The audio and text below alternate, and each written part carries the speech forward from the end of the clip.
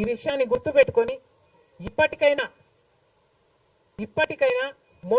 మొండి పట్టైనా సరే special status అన్నది ఆంధ్ర రాష్ట్రానికి అవసరం కాబట్టి ఇప్పటికైనా స్పెషల్ స్టేటస్ మీద చంద్రబాబు గారు సీరియస్ గా వర్క్ చేసి ఇది సాధించుకు రావాలి అని కాంగ్రెస్ పార్టీ ఆంధ్ర రాష్ట్ర ప్రజల తరఫున డిమాండ్ చేయడం జరుగుతుంది.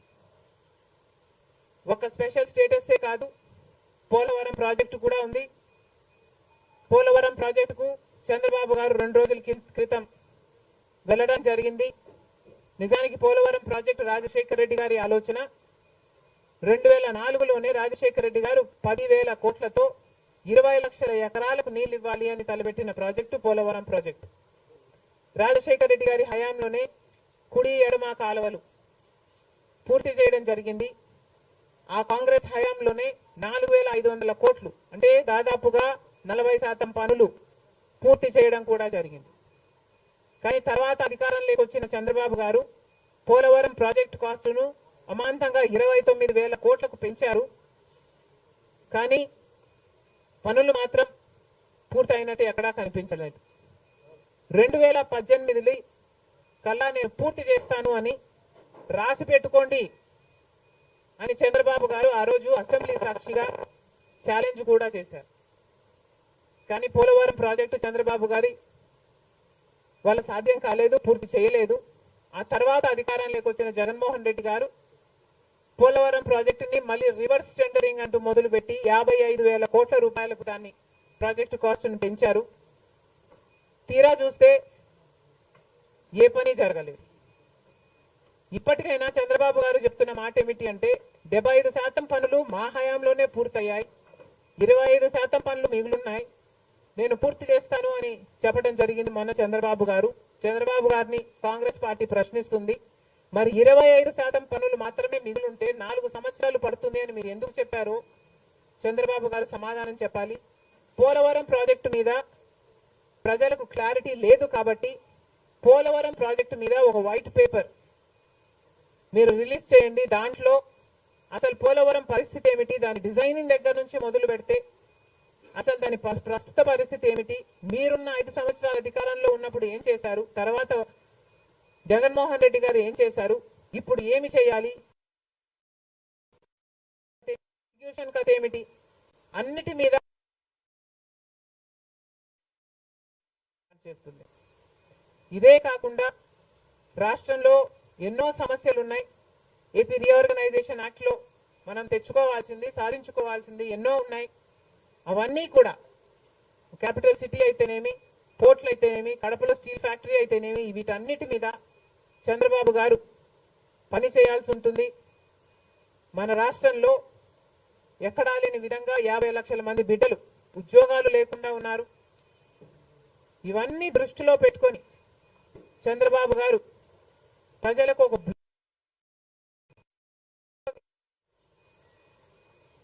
బాగుంటుందని కాంగ్రెస్ పార్టీ భావిస్తుంది. ఇదే కాకుండా చంద్రబాబు గారు సూపర్ 6 ఈ గ్యారంటీలతో చంద్రబాబు గారు ఎన్నికలకు వెళ్లారు.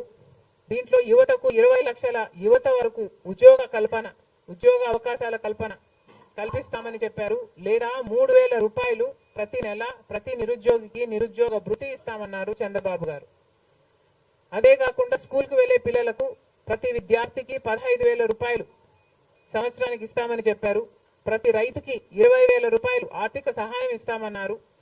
ప్రతి మహిళకు నెలకు 1,500 ఆర్థిక సహాయం, అంటే ప్రతి మహిళకి కూడా ఒక పెన్షన్ లాగా 1,500 ఇస్తామని చంద్రబాబు గారు మాటిచ్చారు. మహిళలకు ఉచిత బస్ ప్రయాణమే కాకుండా ఏడాదికి 3 గ్యాస్ సిలిండర్లు కూడా ఉచితంగా ఇస్తామని చంద్రబాబు గారు సూపర్ 6 లో ఇవ్వడం జరిగింది. ఇవన్నీ కూడా చంద్రబాబు గారు దీని విధి విధానాలు ఏమిటో, మొదలు పెట్టే తేదీ ఏమిటో వీటి మీద కూడా చంద్రబాబు గారికి స్పష్టత ఇవ్వాల్సిన అవసరం ఉంది. ఇవన్నీ ఎందుకు చెప్తున్నాము అంటే మన రాష్ట్రము మిగతా రాష్ట్రాల్లాగా కాదు. మన రాష్ట్రము చాలా వెనకబడి ఉన్న రాష్ట్రం. వెంటనే పని చేయాల్సిన అవసరం ఉంది కాబట్టి మేము చంద్రబాబు గారిని మన రాష్ట్రము ఒక స్పెషల్ చైల్డ్ కి కావాల్సిన నీడ్స్ మన రాష్ట్రానికి ఉన్నాయి కాబట్టి కనీసం మీరు ఇప్పుడే గెలిచారు, ఆ విషయం మాకు కూడా తెలుసు. కానీ హనీమూన్ పీరియడ్ కూడా మీరు తీసుకునే పరిస్థితి లేదు. వెంటనే పనిలోకి దిగాలి, ఇవన్నీ చెయ్యాలి, మొదలు పెట్టాలి అని కాంగ్రెస్ పార్టీ చంద్రబాబు గారికి సూచిస్తుంది. అంతేకాదు కాంగ్రెస్ పార్టీ తరఫున మేమందరం కూడా ప్రజల పక్షాన నిలబడుతూనే ఉంటాం. ప్రత్యేక హోదా గురించి అయితేనేమి, ఆంధ్ర రాష్ట్ర బిడ్డల భవిష్యత్తు గురించి అయితేనేమి కొట్లాడు వైఫల్యాలను ఎత్తి చూపుతూనే ఉంటాం. ఒక కన్స్ట్రక్టివ్ అపోజిషన్ గా కాంగ్రెస్ పార్టీ నిలుస్తుందని ఆంధ్ర రాష్ట్ర ప్రజలకు మరొకసారి ఏపీపీసీసీ మాటిస్తుంది. Thank you.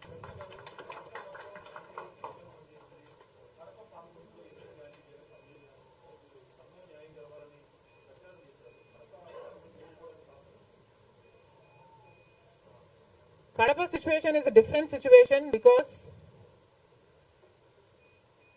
కడపలో ఎంపీ ఉన్నాడు, ఎమ్మెల్యే ఉన్నాడు, అధికార పక్షం. అక్కడున్న ప్రజలు భయభ్రాంతులు గురై బ్రతుకుతున్న ప్రజలు. ప్రభుత్వానికి వ్యతిరేకంగా అంటే యువజన శ్రామిక రైతు పార్టీకి వ్యతిరేకంగా పనిచేస్తే, ఓటేస్తామని తెలిస్తే మాకు వచ్చే స్కీములు పోతాయి, అవి కాకుండా మా మీద కేసులు పెడతారు, దాడులు చేస్తారు అన్న భయం కూడా ప్రజలలో ఉంది. ఓటుకి 3,500 రూపాయల నుంచి ఇవ్వడం జరిగింది. విచ్చలవిడిగా డబ్బులు ఖర్చు పెట్టారు,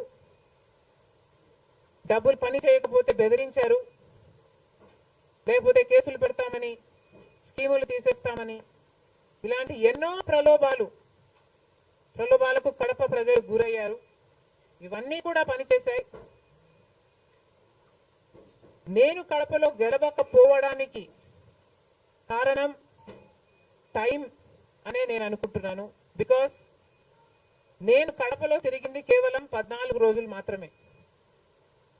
14 రోజులు క్యాంపెయిన్ చేశాము, మిగతా టైం స్టేట్ వైడ్ క్యాంపెయిన్ చేశాము. మేము 14 రోజులు ఎంత కష్టపడినా కూడా we were not able to cover most of the geographical area. చాలా మటుకు రూరల్ ప్రాంతాలలో కనీసం రాజశేఖర రెడ్డి బిడ్డ పోటీ చేస్తుంది అన్న విషయం కూడా చాలా మందికి తెలియలేదు. మేము పోటీ చేసింది కూడా ఎలాగైనా సరే మళ్ళీ హంతకులు, హత్య చేపించిన వాళ్ళు చట్టసభలకు వెళ్ళకూడదు అని ఉద్దేశంతో మాత్రమే పోటీ చేయడం జరిగింది. సరే, అది జరగకపోయి ఉండొచ్చు, కానీ ప్రజల కంటే పైనున్నది దేవుడు. ఐఎమ్ వెరీ షూర్ వాళ్ళ పాపం పండుతుంది, పండే రోజు కోసం దేవుడు కూడా ఎదురు చూస్తున్నాడని నా అభిప్రాయం.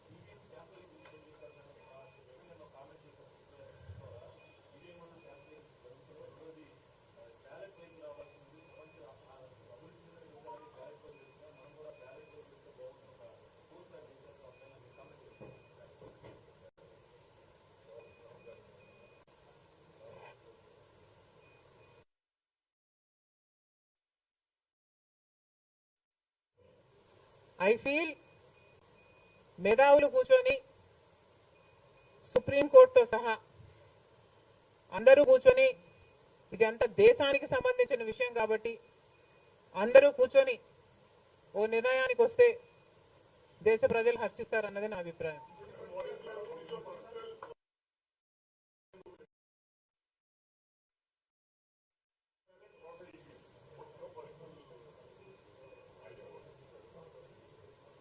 How does it matter what I think personally? Exactly. The reason I want Supreme Court to be involved is because I don't know the entire positives and the negatives of it.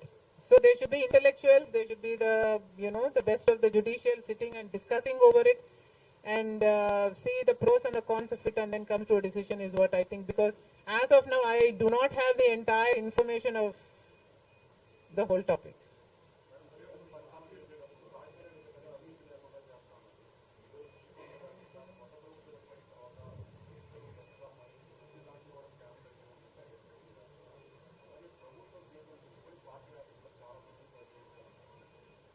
ప్రజలు బుద్ధి చెప్పారు కదమ్మా, ఇంకా నేను మాట్లాడటం ఎందుకు.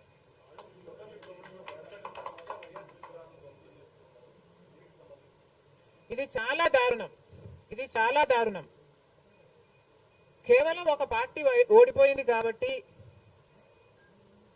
రాజశేఖర రెడ్డి గారి విగ్రహాలను ధ్వంసం చేయడం అన్నది చాలా దారుణం. రాజశేఖర రెడ్డి గారు ఒక మహానాయకుడు, ఆంధ్ర రాష్ట్ర ప్రజలకు నమ్మకంగా సేవ చేసిన నాయకుడు. సేవ చేస్తూనే ప్రజల మధ్యలో నేను ఇంకా ఎంతో చేయాలి, సాధించాలి అని రచ్చబండకని బయలుదేరి వెళ్లి చనిపోయిన నాయకుడు రాజశేఖర రెడ్డి గారు. రాజశేఖర రెడ్డి గారు లాంటి మహానాయకుడు చనిపోతే దాదాపు 7,000 మంది ప్రజలు ఆ బాధ తట్టుకోలేక, నిజాన్ని జీర్ణించుకోలేక ఆయన వెనకాలే చనిపోయారు. అంత గొప్ప నాయకుడు రాజశేఖర రెడ్డి గారు. ఒకసారి ఏం చేస్తున్నాము అని ఇలాంటి వారు ఆలోచన చేసుకోవాలి. చనిపోయిన వాళ్లకు కూడా రాజకీయాలు ఆపాదించడం ధర్మం కాదు. చనిపోయిన వాళ్లకు కూడా గెలుపు ఓటములు ఆపాదించడం న్యాయం కాదు. మరొక్కసారి చెప్తున్నాం, రాజశేఖర రెడ్డి గారు మీకు చేసింది ఏమీ లేదు. దయచేసి రాజశేఖర రెడ్డి గారి విగ్రహాలను ధ్వంసం చేయడం ఆపండి. మీరు చేశారని వాళ్ళు చేశారని మీరు, ఇలా ఒకరి మీద ఒకరు చేసుకుంటూ పోతే దీనికి అంతే ఉండదు. మళ్ళీ చెప్తున్నాం, మీకు ఇంకొకరికి తేడా ఉండాలి అంటే కొంచెం పేషెన్స్ పాటించాల్సిన అవసరం ఉంది.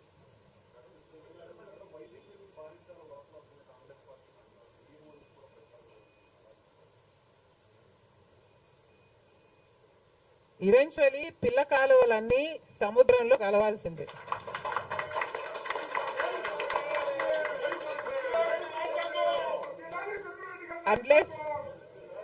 అన్లెస్ అవి ఎండిపోతే తప్ప.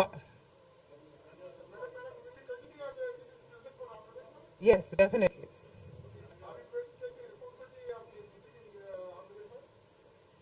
There is no taking the responsibility of anything in Andhra Pradesh, because in Andhra Pradesh, Congress is the only party that has stood by the people and has fought for the special status. On the one hand, Mr. Chandrababu Naidu, who was Chief Minister for 5 years, neglected special status, and then Mr. Jagan Mohan Reddy became the Chief Minister and continued neglecting the special status. Congress party was the only party fighting for special status and for all the rights of the AP Reorganization Act. The people of Andhra know this, but they also know that their vote should not go to waste. And because they were very decisive, but they wanted change, they voted this time with a vengeance for change.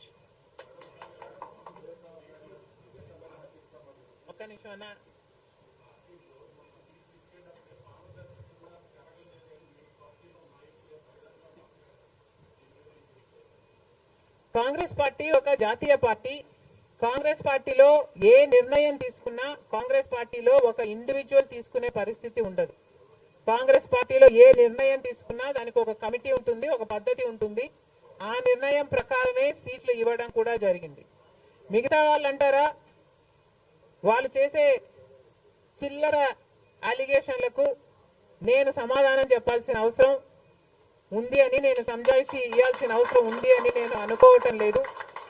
Indiscipline will not be tolerated by the Congress party, and severe action will also be taken against those who resort to indiscipline.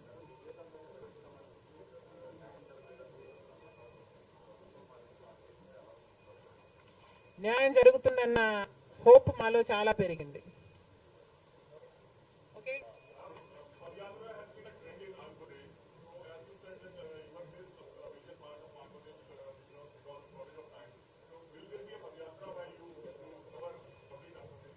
Never say never, nothing is impossible.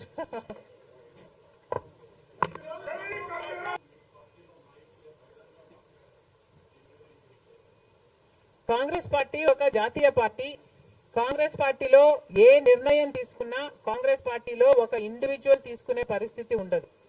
Congress పార్టీలో ఏ నిర్ణయం తీసుకున్నా దానికి ఒక committee ఉంటుంది, ఒక పద్ధతి ఉంటుంది. ఆ నిర్ణయం ప్రకారమే సీట్లు ఇవ్వడం కూడా జరిగింది. మిగతా వాళ్ళు అంటారా, వాళ్ళు చేసే చిల్లర అలిగేషన్లకు నేను సమాధానం చెప్పాల్సిన అవసరం ఉంది అని, నేను సంజాయిషి ఇవ్వాల్సిన అవసరం ఉంది అని నేను అనుకోవటం లేదు. Indiscipline will not be tolerated by the Congress party and severe action will also be taken against those who resort to indiscipline.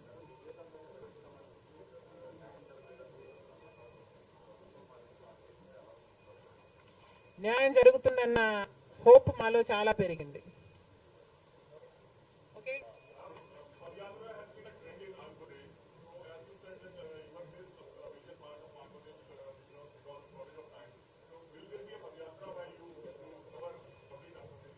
Never say never, nothing is impossible.